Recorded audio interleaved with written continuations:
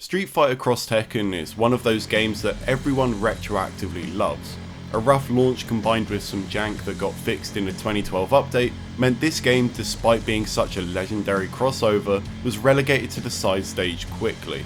The sea of resident sleeper emotes that used to follow it around has now been replaced by people on Twitter telling you how much they used to play it and how it's a true footsies game. I am gonna be doing the exact same thing.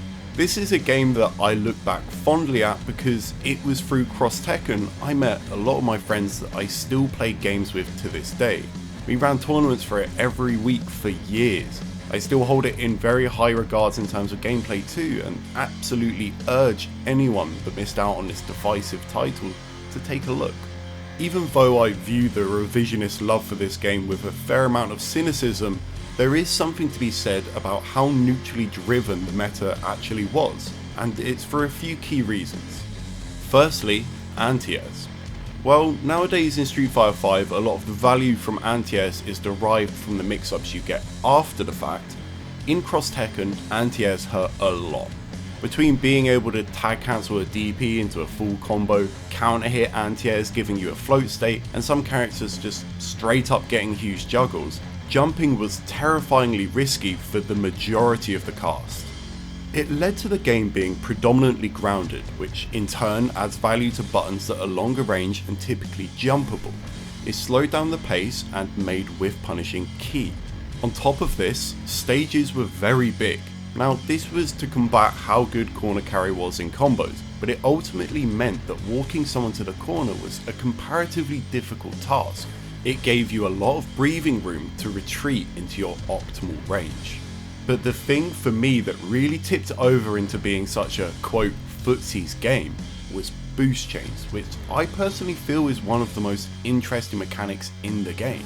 So what are boost chains? Simply, you can go from a light attack to a medium to a heavy to a launch. You can skip over any attack, for example you can do light then a launch. The only real restriction with this mechanic being that you can't go from a heavier attack to a lighter one.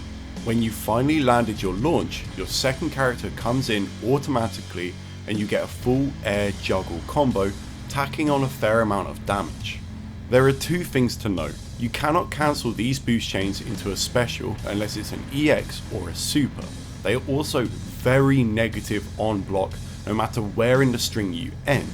There are some characters like Bison whose stand medium kick and stand hard kick is hard to punish, but for 99% of the time, this game follows the rule that if you do not cancel an on-block chain into an EX, you're gonna get hit hard.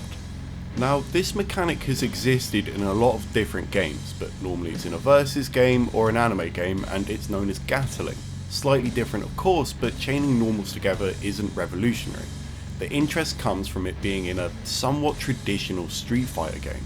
The big thing here the boost chain adds to is the consequence of buttons. Street Fighter has always had moves that don't lead into combos. They exist as pokes, footsie tools, or the ends of strings. Guile's crouch medium kick in just about every iteration of Street Fighter is a good example of this. Its purposes are plentiful, sometimes it's used as a whiff punish, sometimes to keep the opponent out. It does a lot, but it does not typically give you a combo outside of very specific examples. This is obviously for balancing reasons. Guile has a lot of good tools already, he does not need to land a big combo off this long range low button to be good in most games. I'm speaking very generally here about a character that's appeared in tons of titles, but I think it's a fairly reasonable conclusion. This is not the case in Cross Tekken. In Cross Tekken, this button is insane. Guile can literally full combo off it without even spending resources due to boost chains. This is massive. You turned an already good button into something with huge reward. Think of any of your favourite buttons. Chun stand heavy punch, Sagat stand medium kick. They all have this same huge reward where typically they do not. Their drawback however, as I mentioned before, is their safety. You can't just walk around buffering your long range attack because often your far heavy buttons are not cancelable. So if you mess up, there's no special cancel to provide safety, you're just eating a combo. This is one of the huge reasons why this game is considered neutral heavy. Everyone basically has whiff punish tools, and the consequence for either punishing correctly or incorrectly punishing is insanely high. Now that being said, some strong characters absolutely have tools outside of boost chain which are so powerful they don't need to rely on the mechanic in neutral. But honestly, the presence of these characters is what makes boost chains still interesting. A lot of the time it benefits weaker characters, giving a band-aid over their potentially lacking damage output in neutral. You're not seeing everyone do the same thing, and it keeps the game fresh. There are also examples where both a special cancel and a boost chain exist and complement each other. Chun-Li for example, her stand strong can be cancelled into lightning legs, which is pretty much safe and can lead to big reward if you have resources. However, using one button all the time in neutral, even when it's very good, isn't a solid game plan. If you always play at one singular range, it's going to be much easier for your opponent to work around it. But throw some stand heavy punch in there, catch them trying to counter poke, and suddenly you've got a robust control over different screen positionings with the added potential of a full combo. So clearly it can affect buttons of a longer range which typically don't give any reward. But what about our short range kings? Well, it's a very similar dynamic. Let's take Geef as an example. He lacks the speed on his longer range attacks to make them a big factor in neutral. However, his crouch, light punch and stand light kick make up for it massively.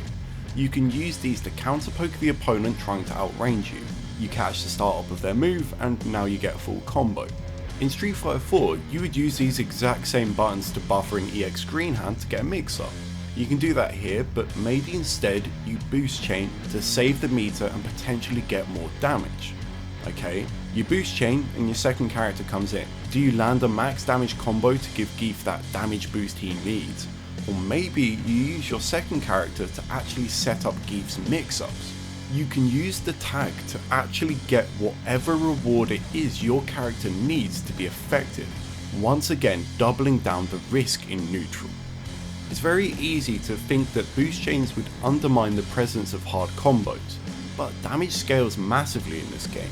You need to hit with a big button early on to get good damage. If someone whiffs a DP in your face, you don't want to just go into a boost chain. Your links will almost always do more. At very least, depending on your character, you'll be looking to do a link into a boost chain. Boost chains are the great equalizer in neutral, and although it's totally reasonable to say that it doesn't fix everything balance wise, it's in my opinion one of the main reasons why Cross Tekken is so highly regarded as a footsie game. Everything is terrifying. The slow pace is enforced by this ever-present risk of getting touched by one button, any button, and losing an insane amount of health. It's a game that brutally punishes people for missing attacks, and for someone like me who enjoys that stuff, it's a magical experience.